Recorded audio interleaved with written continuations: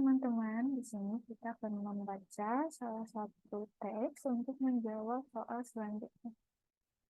Various terms have been used to describe the phenomenon of distance learning. Strictly speaking, distance learning, the student activity, and distance teaching, the teacher's activity, together make up distance education. Common variations include e-learning or online learning, used when the internet is the medium, virtual learning, which usually refers to courses taken outside a classroom by primary or secondary school pupils, and also typically using the internet. Correspondence education, the long-standing method in which individual instruction is conducted by mail, and open learning, the system common in Europe for learning through the Open University. Four characteristics distinguish distance learning. First, distance learning is by definition carried out through institution. It is not self-study or a non-academic learning environment. The institution may or may not offer traditional classroom-based instruction as well, but they are eligible for accreditation by the same agencies as those employing traditional methods. Second, geographic separation is inherent in distance learning, and time may also separate students and teachers. Accessibility and convenience are important advantages of this mode of education. Well-designed program can also bridge intellectual, cultural, and social differences between students.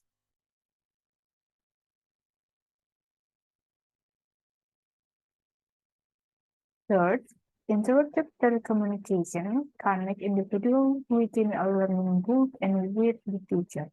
Most often, electronic communication, such as email, are used, but traditional forms of communication, such as the postal system, may also play a role.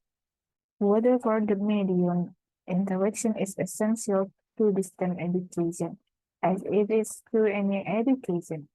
The connection of learners, teachers, and instructional resources become less dependent on physical proximity as communication systems become more sophisticated and widely available. Consequently, the internet, mobile phones, and email have contributed to the rapid growth in distance learning. Finally, distance education, like any education, establishes a learning group, sometimes called a learning community, which is composed of students, a teacher, and instructional resources.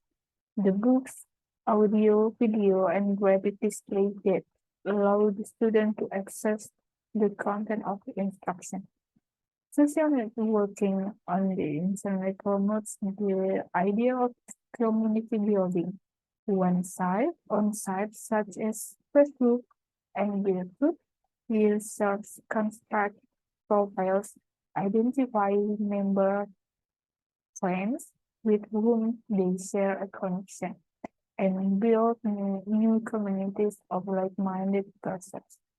In the distance learning setting, such a network can enable student connection with each other and terribly reduce their sense of isolation. Halo teman-teman, di sini kita akan bahas salah satu soal berdasarkan narasi yang sudah dibaca sebelumnya. Which of the following statement is not mentioned in the passage? Apakah distance learning setting can reduce students' sense of isolation? Social networking on the internet promotes the idea of community building. Atau whatever the medium, interaction is important to distance education as it is to any education. Atau B, well-designed programs is able to connect intellectual, cultural, and social differences between students. Atau KE, because of physical closeness, some electronic appliances have contributed to the learning growth in distance learning.